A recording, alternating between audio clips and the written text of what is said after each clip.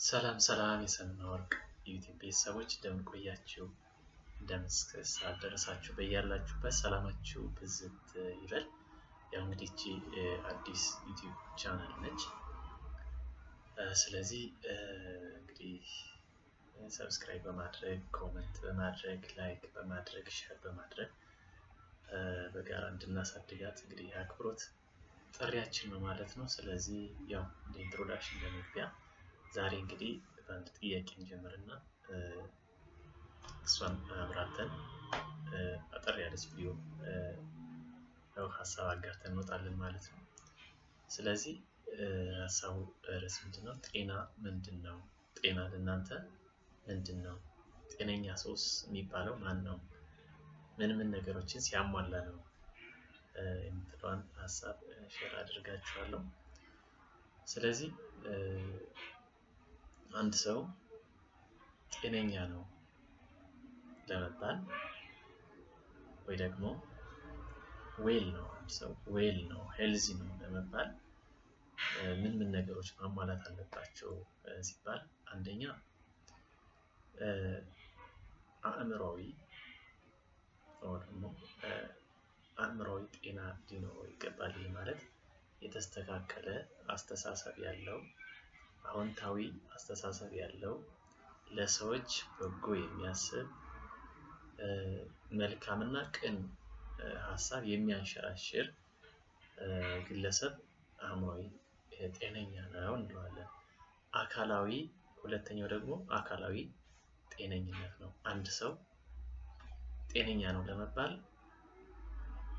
ሙሉ አካል ያለው ሊሆን ይገባል። ማለትም ፈጣሪ የፈጠራቸው ማንኛውም ማህበረሰብ ማንኛውም ሰው ላይ ሊኖሩ የሚችሉ የአካል ክፍሎች በሙሉ ያሉት ማለት ነው። አካላዊ ጤነኛ እንግዲህ ይህ የአካላዊ ጤነኝነት በምን ሊጎድል ይችላል? እንግዲህ ተፈጥሯዊ ሊሆን ይችላል፣ ሰው ሰራሽም ሊሆን ይችላል ማለት ነው። ሌላው አንድ ሰው ጤነኛ ሊያስብለው የሚችል ስፒሪቹዋል ወይ ደግሞ እምነታዊ ወይ ደግሞ አመለካከታዊ ጤነኛ ነው። ስለዚህ አንድ ሰው ለሚያምንበት ነገር ለሚያምንበት እምነት ወይ ሃይማኖት በትክክል የሚያስብ በሃይማኖቱ የሚያዝዘውን የሚፈጽም ግለሰብ ስፒሪቹዋል ወይ ደግሞ ስፒሪቹዋሊ ሄልዚ ወይ ደግሞ ጤነኛ ነው ይባላል። ስለዚህ አካላዊ አእምሮአዊና ሌላው ደግሞ ስፒሪቹዋሊ ደግሞ መንፈሳዊ ጤነኛ ነው እንለዋለን ማለት ነው። ሌላው አንድ ሰው ጤነኛ ሊያስብለው የሚችለው ነገር ማህበራዊ ወይ ደግሞ ሶሻል ሪሌሽንሺፕ ነው።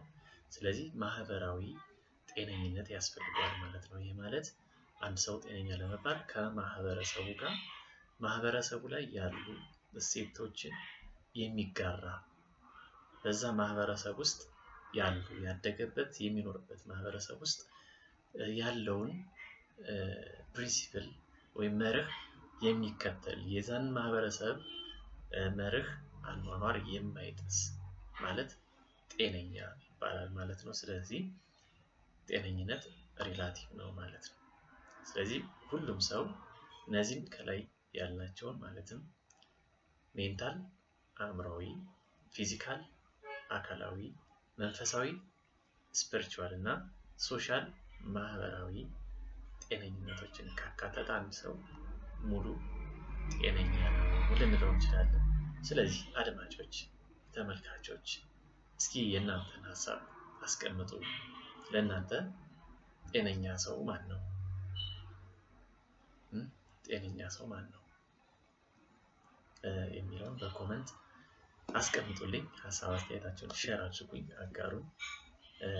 በሌላ ቪዲዮ እስከምንመጣ ሰናይ ጊዜ ይሁንላችሁ።